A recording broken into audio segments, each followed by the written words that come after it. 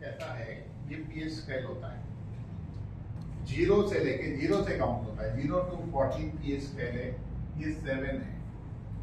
Medically इस checking को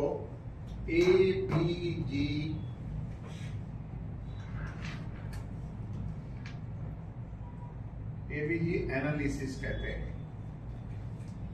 ये कितना होना चाहिए, 7.350 to 7.450 के बीच में होना चाहिए। अभी जिसका फोन चल रहा था उनका हो गया 7.470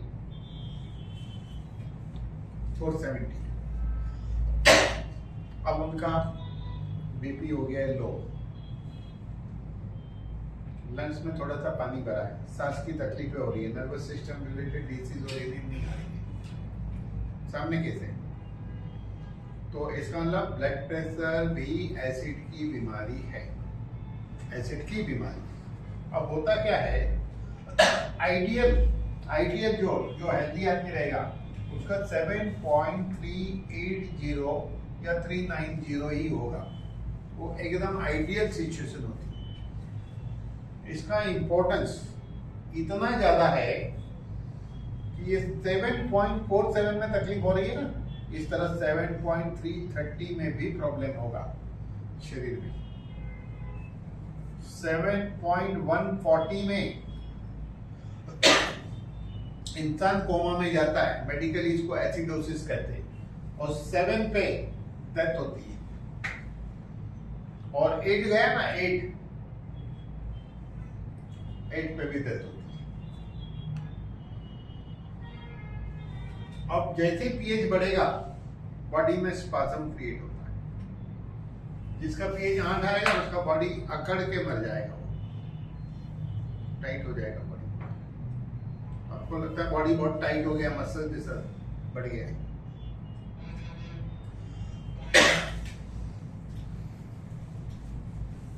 अब कैसा सिस्टम है कि मान लो आप लाइन ड्रॉप ले रहे हो, उसका पीएच कितना मालूम है, एसिडिक है, शायद 3.5-4 होगा नींबू के ड्रॉप का। अब नींबू के ड्रॉप का मान लो सपोज 4.5 है, कम है डेफिनेटली, 5 के अंदर ही, एग्जैक्ट फिगर मुझे नहीं पता, लेकिन कम रहता है। तो ये एसिडिक हुआ, राइट। हम जो भी खाना खाते हैं उसका एसिड अल्काइन का एक थियरी है। अभी ये क्या खाया आपने, नींबू। अब आप क्या कर रहे हो, इधर खा रहे हो, बिस्किट खा रहे हो, बराबर।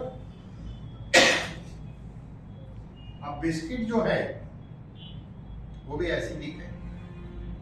जो चीज खूब पकी है और जो बहुत दिन तक खराब नहीं होती है उसको भी एसिडिक मानते हैं।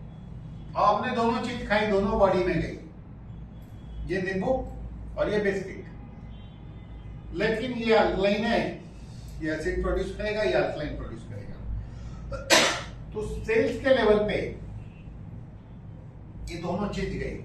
सेल्स के लेवल पे जब लाइन जाता है, इसका एंड रिजल्ट अल्कलाइन होता है रिजल्ट, और इसका एंड रिजल्ट एसिडिक होता है सेल्यूलर लेवल पर जाकर। तो हम जो खाना खाते हैं वो सेल्यूलर लेवल पर एक्शन रिएक्शन से डिसाइड होता है कि एसिडिक है अल्कलाइन। क्यों मालूम है, वहीं पे जो घटना होगी उसी से ये सारी चीज चली, उसी से सारी चीज चली। तो अभी कैसा रहता है कि हम तो खाना जो खाते हैं, मान लो 80% क्या खाना लिख सकते हैं हम लोग, 95% एसिडिक फूड खाते हैं, 5% अल्कलाइन फूड खाते हैं, मान लो। अब अल्कलाइन फूड क्या है, जिसके ऊपर इंसान ने कुछ करामत नहीं की है, जैसा मिला वैसा खाया, बराबर। अभी देखो बादाम है ना, बादाम, किशमिश, अखरोट, ये अल्कलाइन है, लेकिन काजू अल्कलाइन नहीं। क्यों मालूम है, काजू को खूब हीटिंग प्रोसेस से बनाया जाता है। लोग कहते हैं काजू नुकसान करता है, क्यों नुकसान करता है मालूम ही नहीं। नुकसान इसलिए करता है, हाईली एसिडिक है, वो कोलेस्ट्रॉल बढ़ा सकता है, हेल्थ के लिए खराब है। साइंस क्या है, एसिड अल्कलाइन के थियरी के मुताबिक काजू खराब है, इसके लिए। ओके, अभी ऐसा है कि कहानी तो यही है जीवन में। अब क्या होता है, एक कारण है स्ट्रेस, एसिड बनेगा। एक कारण क्या है, स्ट्रेस, और दूसरा कारण क्या है, फूड। ये दोनों मिलके क्या बढ़ गया आपका, एसिड बढ़ गया।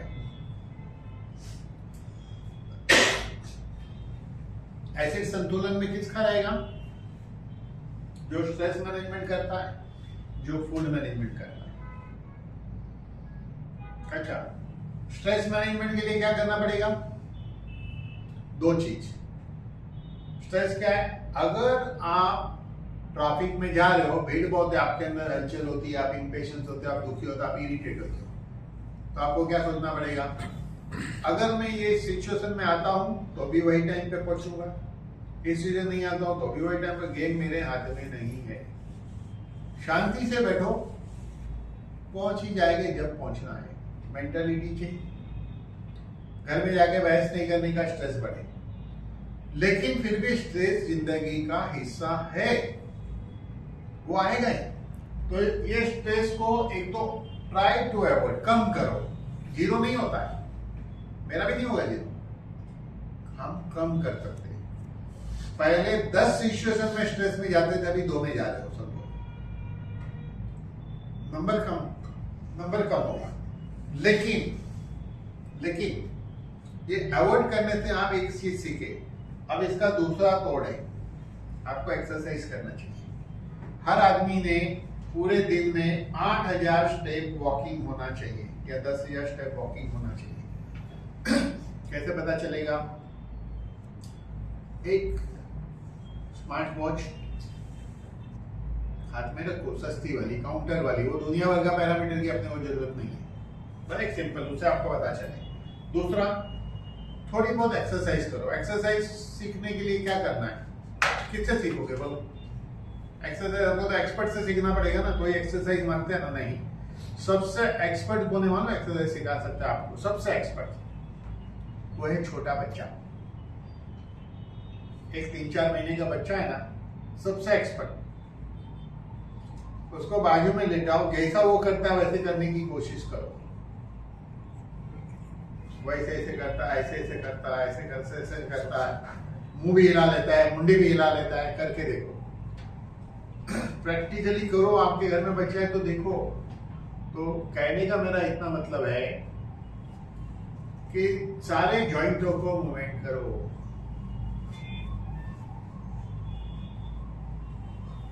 बराबर, ऐसे करो, झुको, पीछे झुको।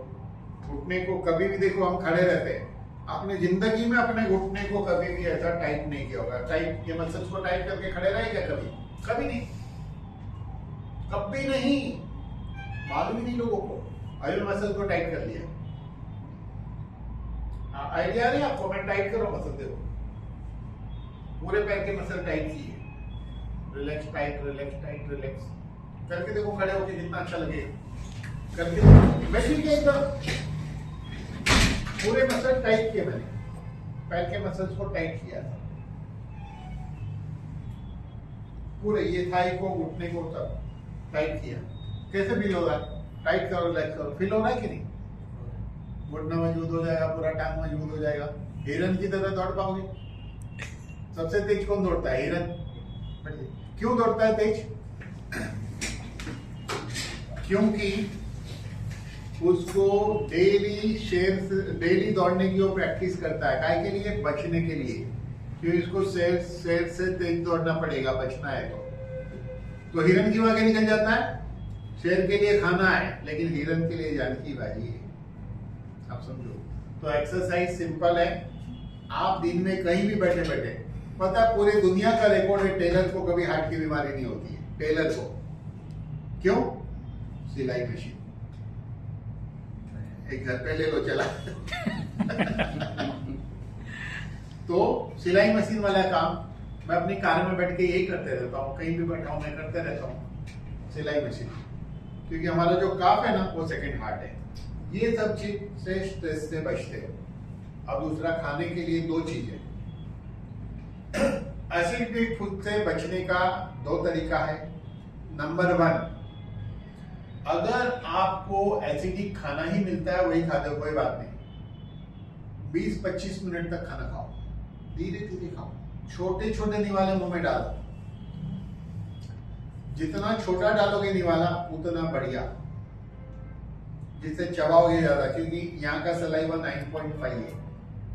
ये सलाइवा ने खाने को डाइजेस्ट किया तो आगे की प्रोसेस जो है ना एसिड की इजी हो जाएगी। एक काम, दूसरा काम, खाते वक्त पानी मत पिए, इतना तो कर सकते हैं ना, मैं नहीं कह रहा हूं ये मत खाओ, फिर भी मत खाओ वाली थियरी में जाओगे तो ठीक है, कुछ कुछ कम कर, अवॉइड, कम खाओ, कम, जैसे तली हुई चीज कम खाओ, बोल रहा हूं मैं आपको, मैंने अभी एक वड़ा खाया, एक दाल वड़ा खाया, लेकिन रोज थोड़ी पुनः आता हूँ, रोज थोड़ी खाता हूँ, कभी कभी खा भी सकते हैं, बॉडी को हर चीज की आदत चाहिए, कुछ लोग ज्यादा साइकिक हो जाते हैं, ऐसा नहीं, थोड़ा थोड़ा ध्यान देते, ये दो चीज, इससे क्या होगा, हम थोड़ा बैलेंस करेंगे। अब ये तो हमारे हाथ में था, वो हम कर रहे हैं, फिर भी बॉडी के अंदर बॉडी भी कुछ करती है। जब आपके शरीर में एसिड बढ़ जाता है, आपके शरीर में एसिड बढ़ जाता है, लेकिन ब्लड अपना पीएच 7.350 टू 7.450 मेंटेन करता है। हेल्दी आदमी का मैंने बताया 7.380 या 390 मेंटेन करता है। अब ये मेंटेन करने के लिए डिटेल ट्रेनिंग में मैं कभी और बताऊंगा, फिलहाल मैं आपको बता, दो ऑर्गन का मेजर रोल है हमारे शरीर के अंदर, एक है किडनी और एक हमारा लंग्स। ये किडनी और लंग्स मिलके एसिड बढ़ा है तो भी कंट्रोल करते हैं, अल्कलाइन बढ़ा है तो भी कंट्रोल करते हैं। टेक्निकल में ट्रेनिंग में सिखाऊंगा अभी। ये दोनों का रोल, ये दोनों रोल मिलके आपको क्या रखते हैं, हेल्दी। लेकिन एक लिमिट के बाद ये दोनों अपना रोल प्ले करने के बाद भी एसिड को एक लेवल तक ही कंट्रोल कर सकते हैं, कर नहीं पाते हैं तो बॉडी में बीमारियां शुरू होती हैं। फिर भी एक और ऑप्शन रखा है ईश्वर ने, ये दो ऑर्गन आपका बैलेंस कर लेते हैं, उसके बाद भी एसिड ज्यादा है ब्लड में, तो कुदरत ने एक सिस्टम रखी है, बॉडी बनाती है फैट सेल, मोटापा। ये फैट सेल क्या करते हैं, एसिड को स्टोर करते हैं। देखो मैंने क्या बताया, किडनी एंड लंग्स मिलकर आपके एसिड या अल्कलाइन जो भी बढ़ा उसको बैलेंस करते रहते हैं, लेकिन एक लिमिट के बाद जब वो डिस्टर्ब हुआ और एसिड बढ़ा है तो फैट सेल बनेगा और एसिड को स्टोर करेगा, आपका ब्लड का मेंटेन हो गया। मोटा आदमी बट हेल्दी।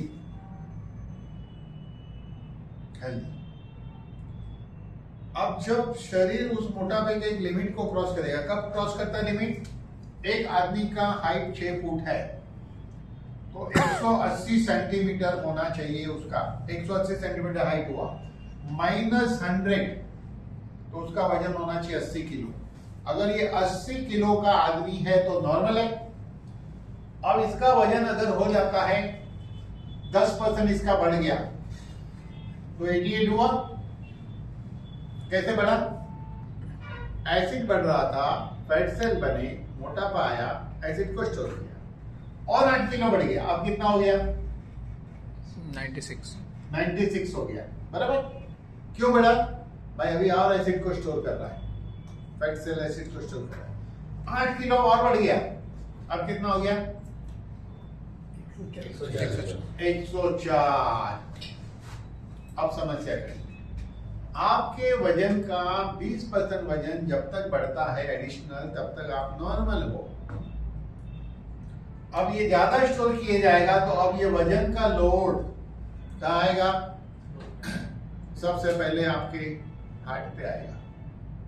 मैं बिग की एग्जांपल दे रहा था, एक लेडी 2 बच्चे को उठा के चल रही थी, मैंने कहा कि हेल्थ अच्छी है, क्योंकि आसान नहीं 2 बच्चे को एक साथ उठा के चलो, एक बड़ा था एक छोटा था, अब बड़ा वाला भी 5 साल का रहेगा, तो ये जो लोड आएगा हार्ट पे, मैं यहाँ से 10 किलो वजन उठाकर 2 किलोमीटर चलूंगा तो थक जाऊंगा कि नहीं, मैं क्या आप भी थकोगे, तो घूम ही रहे लेके भाई। तो सबसे पहले उसके हार्ट पे असर पड़ेगी, जॉइंट घुटने पे असर पड़ेगी, कमर पे असर पड़ेगी। हार्ट पे क्यों असर पड़ेगी? क्योंकि उसको पंपिंग करना है। तो अब ये दूसरा स्वरूप लेगा, हुआ क्या हो जाए एसिड। अगर फैट सेल नहीं बना तो क्या होता है? अगर फैट सेल नहीं बना तो ये फूड पाइप है हमारी,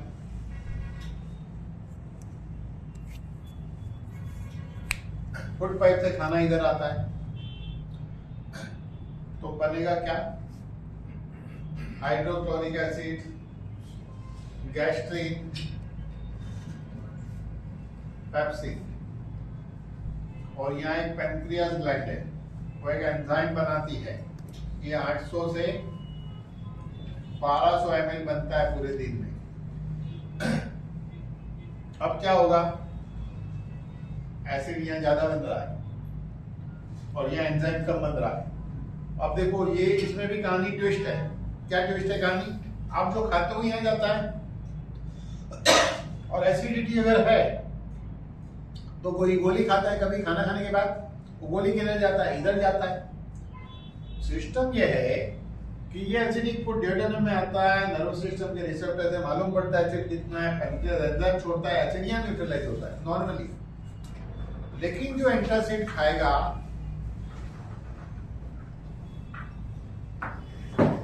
आइए, जो एंटासिड खाएगा उसका एसिड तो यहाँ न्यूट्रलाइज होगा। जब फूड यहाँ आएगा उसमें एसिड नहीं रहेगा, यहाँ मिनिमम रहेगा। ब्रेन इसको क्या बोलेगा? एंजाइम मत बना या कम बना, मत बना या कम बना। पेनक्रियास के राइट हाफ पोर्शन को रोज ऑर्डर मिल रहा है, ये हो जाएगा वीक। लेकिन ये पोर्शन बनाता है इंसुलिन एंड ग्लूकागोन नाम का हार्मोन बनाता है। क्या ये भी होने से भी नहीं होता होगा? डेफिनेटली होता होगा। इट मीन एंटासिड की साइड इफेक्ट है, डायबिटीज होता होगा। रिसर्च कोई कंडक्ट करना नहीं चाहता है, आप इंटरव्यू लो डायबिटीज वालों का, अगर खानदानी डायबिटीज नहीं है कई किस्से मिल सकते हैं कि एंटासिड से साइड इफेक्ट होगा और डायबिटीज। वो बोलेगा बहुत साल से एंटासिड खा रहा, पॉसिबिलिटी है, बिल्कुल पॉसिबिलिटी है। नोबेल प्राइज है कि नहीं?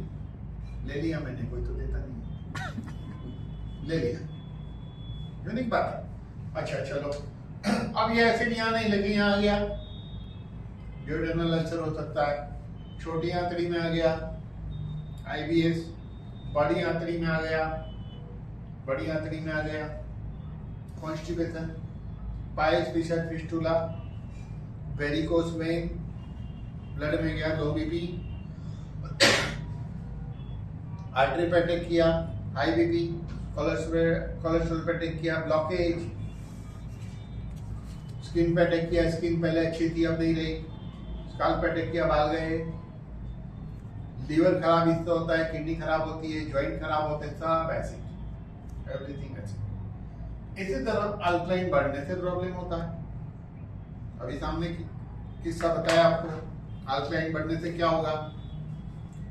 BP लो हो सकता है, बराबर, ब्रेथलेसनेस हो सकती है, घबराहट हो सकती है, नींद नहीं आए, नर्वस सिस्टम की बीमारी, हाथ पैर कांप सकते हैं, ऐसी सारी बीमारियां होती है अल्कलाइन बढ़ने से। तो सारा खेल है। तो हकीकत क्या है? पूरी हेल्थ डिपेंड एक ही प्रिंसिपल पे कर दिया, एसिड अल्कलाइन बैलेंस। तो आपको बैलेंस करने के लिए मैंने बताया टेक्निक क्या यूज करनी है, आपको रोज क्या करना है, एक्सरसाइज, बराबर, वो सब करना है आपको, जो जो मैंने सिखाया रिकॉर्डिंग में, बराबर। तो इसलिए इस इंडस्ट्री के अंदर आप सोचो कि आप अगर इस इंडस्ट्री में नहीं होते तो ये सीखने मिलता नहीं। अब मान लो ये सीखने की वजह से आप लगातार हेल्दी हो और 120 साल जियोगे, तो क्रेडिट किसको जाता है? ये सिस्टम को, डेफिनेटली, क्योंकि आप तो डॉक्टर हो नहीं और आपके घर में भी डॉक्टर, तो फायदा नहीं है, तो सिखाएगा नहीं। क्योंकि डॉक्टर तो दवाई तब देता है जब आप बीमार गिरोगे। अगर आज आप एक काम करो, अपने फैमिली डॉक्टर जाओ, बोलो डॉक्टर मैंने आज डिसाइड किया है कि आज के बाद मैं बीमार नहीं होना चाहता, मैं क्या करूं? बोले एक काम करो, मेरा एक दोस्त डॉक्टर है, मैं चिट्ठी लिख के देता हूँ, तुम उसके पास चले जाओ। पता हो किसी का डॉक्टर है? दिमाग का डॉक्टर है। तुम्हारा दिमाग खराब हो गया है। इसलिए तुम ऐसी बहकी बहकी बातें करते हो, तुम ठीक नहीं हो जाओ तो उस डॉक्टर के पास। क्योंकि साइंस नहीं है। बॉडी इज नॉट मशीन कि पुर्जा बदल दो हो जाएगा, ऐसा नहीं है। देखो कोई भी पुर्जा है ना, चाइनीज प्रोड्यूस, चला तो शाम तक, नहीं तो शाम तक। दूसरे की किडनी ली, चल गई तो चल गई, नहीं तो कब तक चलेगी, है कि नहीं? तो बेसिकली हेल्थ इंडस्ट्री यूनिक है। उसमें भी अगर मैं आपको बताऊं, अगर एमएलएम नहीं होता, ये इंडस्ट्री नहीं होती माउथ पब्लिसिटी वाली, आज की तारीख में 1% लोग बीमार है तो हॉस्पिटल फुल है। जिस दिन 2% लोग बीमार गिरेंगे हॉस्पिटल कम पड़ेगी, और 3% हुआ ना उस दिन मारामारी होगी एडमिट होने के लिए, सुपारी दी जाएगी, इसको एडमिट मत होने दो उसकी। हो सकता है, पॉसिबिलिटी है, मैं नहीं कह रहा हूँ, ये रिकॉर्ड है भाई। तो आज की तारीख में ये जो मेंटेन है लो, बिकॉज ऑफ ये self care, health care, mouth publicity. ये जो कोई योगा कर रहा है, कोई कुछ कर रहा है, कोई सप्लीमेंट खा रहा है, कोई प्राणायाम कर रहा है, कोई जिम जा रहा है, इसके कारण ये रेशियो मेंटेन है। पता है मनुष्य का पहला कर्तव्य क्या है? हेल्थ। एक समय था कि आपके पास अगर रेडियो है तो आप बड़े आदमी, लग्जरी, टेलीफोन, कार, बंगलो सब पुराना हो गया है। आज की तारीख में लग्जरी मतलब हेल्थ। क्योंकि अभी हम जा रहे थे, इन्होंने कार बताई, मर्सिडीज, कौन सी थी? Mercedes G wagon. हाँ, मर्सिडीज जी वैगन। तो हमने देखी, फिर गूगल में देखा, 2,90,00,000 से शुरू होती है, और हायर वर्जन था 4,90,00,000। अब वो उस रेंज में से कौन सी होगी हमको नहीं पता, कि दिखेगी तो सेम ना। तो समझ लो 3 करोड़ की गाड़ी थी वो। अब मुझे बताइए, क्या शरीर उससे सस्ता है? नहीं। वो गाड़ी में बैठा हुआ आदमी अगर बीमार हो जाए तो गाड़ी को थोड़ी भोग पाएगा, तो घर पे पड़ा रहेगा। तो आप सोचो, लोग इंटीरियर के लिए लाखों करोड़ों खर्चा कर देते हैं, गाड़ी इतनी महंगी लेते हैं, लेकिन आप देखना हेल्थ के लिए कुछ नहीं करते। क्यों मालूम है? लोगों के दिमाग में गलत फहमी है। क्या है मालूम है? वो गलत फहमी ये है कि मेरे पास अगर पैसा है, मेरा पॉकेट गर्म है, तो मेरी तबीयत मस्त है। ऐसा नहीं है। अगर पैसे से ठीक होती तो पैसे वाले तो बीमार गिरते नहीं। लोग कहते हैं भाई मेडिक्लेम है, ठीक है, अच्छी बात है, मेडिक्लेम रखो, लेकिन मुझे बताओ मुकेश अंबानी का मेडिक्लेम होगा क्या? आपको क्या लगता है, लिया होगा? नहीं, इसलिए जरूरत नहीं है कि उसके पास जितना पैसा उतना इलाज ही नहीं दुनिया में, और वो भी वही इलाज कराएगा। मेडिक्लेम इलाज करता है, हेल्दी रहना कोई नहीं सिखाता है। ये वैदिक जो और एक मेडिक्लेम है जो आपको हेल्दी रहना सिखाता है कि नहीं? ये हेल्दी रहना सिखा रहा है। आप सोचो, अगर हर महीने आप 3,000 खर्चा करके हेल्दी रह सकते हैं, तो साल का कितना खर्चा हुआ पर हेड? 36,000 हुआ। ये आपका मेडिक्लेम हो गया। अब ये 36,000 जो स्पेंड कर रहे हो, लोगों को बताओगे तो इससे ज्यादा तो वापिस आएगा। तो आप पॉकेट से क्या पैसा लगा रहे हो? मेडिक्लेम से कभी आता है क्या वापिस? वसूल होता है, और लोग वसूल करने जाते हैं। बोलता है पहला साल, दूसरा साल, तीसरा साल, अरे कुछ नहीं हुआ, चौथे साल होता है। क्यों? पॉजिटिव थिंक कर, अब तो वसूल करना है, भावना वसूली की, सबकॉन्शियस माइंड ने काम किया, और जैसे सबकॉन्शियस माइंड एक्टिवेट हो गया, चौथे साल बीमारी शुरू। देख लो, मेडिक्लेम वाला कोई भी आदमी 5 साल के अंदर मेडिक्लेम लेता है, ऐसा मैंने बहुत किस्सा देखा है। इसका मतलब मेडिक्लेम लेना बंद कर दो, ऐसा मैं बिल्कुल प्रमोट नहीं कर रहा हूँ। मैं तो मेडिक्लेम लेना ही चाहिए, लेकिन बीमार गिरना ही नहीं चाहिए। तो कितना बढ़िया। तो अफसोस मत करो मेडिक्लेम का पैसा बेकार है, जाने दो। और लोगों को बताओ, देखो मेडिक्लेम भी है, लेकिन मैं बीमार क्यों नहीं गिरता हूँ? क्योंकि मैं हेल्थ का प्रोडक्ट खा रहा हूँ। दोनों चीज बताओ। आप बोलो मेडिक्लेम नहीं लेने का है, तो ये तो नेगेटिव बात है, ऐसी बातें मत करो। आप उसको बोलो मेडिक्लेम भी है और ये प्रोडक्ट भी खा रहा हूँ, मैं नहीं कह रहा हूँ, तो दोनों लेना अच्छा ना, ये इंपॉर्टेंट बात है।